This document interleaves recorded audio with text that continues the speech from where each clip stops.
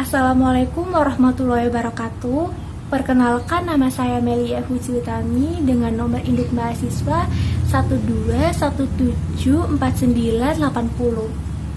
dari kelas 12 6B 35. Di sini saya mewakili kelompok 3 yang beranggotakan saya sendiri dan teman saya Nur Asih. Pada kesempatan kali ini saya akan mempresentasikan materi dengan tema kepemimpinan wanita di dalam Islam. Bismillahirrahmanirrahim. Dari Abu Bakar radhiyallahu an, Rasulullah shallallahu alaihi wasallam bersabda, "La yufliha qaumun walau amrohum imra'atan," yang artinya tidak akan pernah beruntung suatu kaum manakala menyerahkan urusan kepemerintahannya kepada seorang wanita. Hadis riwayat Al-Bukhari. Berdasarkan hadis yang diriwayatkan Abu Bakar radhiyallahu an ini, jika dipahami secara harfiah, yaitu segala macam bentuk pimpinan di dalam Islam diserahkan kepada pria. Sedangkan jika hadis tersebut dipahami kembali dari keberadaan ilah hukum atau sebabnya, sebagaimana kaidah ushul fikih menyatakan bahwa keberadaan hukum itu berkutat pada keberadaan ilat atau keberadaan sebabnya. Sedangkan ilah dari pernyataan Rasulullah SAW mengenai hadis ini adalah karena kondisi waktu itu belum memungkinkan mereka, para wanita, untuk menjadi seorang pemimpin, dikarenakan minimnya pengetahuan dan minimnya pengalaman yang cukup untuk menangani urusan kemasyarakatan. Dan jika dilihat dari sisi asbabul wurud atau sebab-sebab munculnya hadis tersebut, berawal dari pengiriman surat oleh Rasulullah SAW kepada pembesar negeri lain dengan maksud mengajak mereka untuk memeluk Islam. Salah satu di antaranya adalah Kisra atau Raja Persia. Jadi singkatnya, Raja Persia tersebut merobek surat dari Rasul. Kemudian Rasulullah SAW bersabda, "Siapa saja yang telah merobek surat dariku, akan dirobek pula diri dan kerajaan orang itu." Dan tak lama kemudian, kerajaan Persia dilanda kekacauan dan berbagai pembunuhan yang dilakukan oleh keluarga dekat raja itu sendiri. Karena semua saudara laki-lakinya telah terbunuh atas dasar ketamakan untuk menguasai tahta kerajaan Persia, sehingga tak ada satupun seorang laki-laki yang menjadi pewaris kerajaan, dan mereka juga tidak menginginkan tahta kerajaan jatuh kepada pihak lain.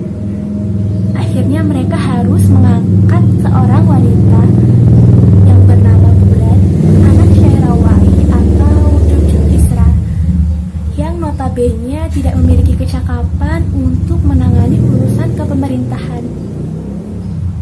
Maka dari itu Allah perintahkan kaum pria untuk menjadi seorang pemimpin. Karena fitrah seorang pria Allah ciptakan dengan akal yang lebih kokoh, fisik yang lebih kuat.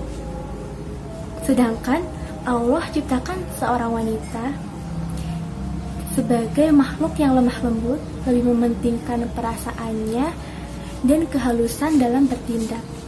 Hal ini agar masing-masing dapat saling melengkapi. Terlebih lagi, di dalam urusan pemerintahan, banyak tekanan-tekanan yang sangat besar kepada pemimpin.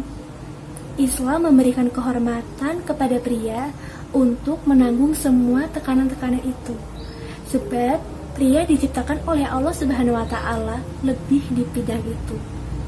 Tetapi bukan berarti wanita absen dalam urusan sosial kemasyarakatan. Wanita boleh saja menjabat suatu peranan yang bukan termasuk penguasa, seperti kasus pada zaman Umar bin Khattab radhiyallahu an yang pernah mengangkat hakim dari kalangan wanita.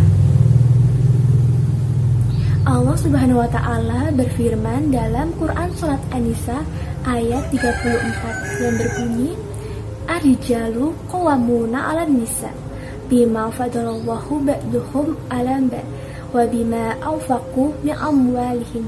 Yang artinya kaum pria adalah pemimpin bagi kaum wanita.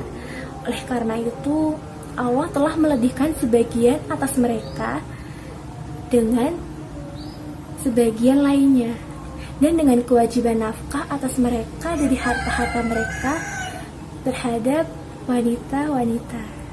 Allah Subhanahu wa taala jadikan seorang pria sebagai pemimpin masyarakat, sebagai pemimpin keluarganya untuk mengayomi dan melindungi wanita serta memberikan nafkah untuk anak dan istrinya. Dan Allah Subhanahu wa taala jadikan seorang wanita sebagai penjaga keluarganya di dalam rumah, mendidik anak-anaknya, membesarkan anak-anaknya, mengurus rumah tangga, dan membantu segala kebutuhan suaminya. Allah Subhanahu wa taala Maha mengetahui sikap dan kelemahan antara pria dan wanita. Karenanya Allah memberikan aturan kepada wanita untuk kembali pada fitrahnya menjadi istri yang taat pada suami dan Tuhannya. Hal seperti inilah yang dapat mewujudkan keluarga yang sempurna. Demikian presentasi dari kelompok kami, dari kelompok 3. Mohon maaf apabila masih ada kekurangan. Wabillahi taufiq wal hidayah. Wassalamualaikum warahmatullahi wabarakatuh.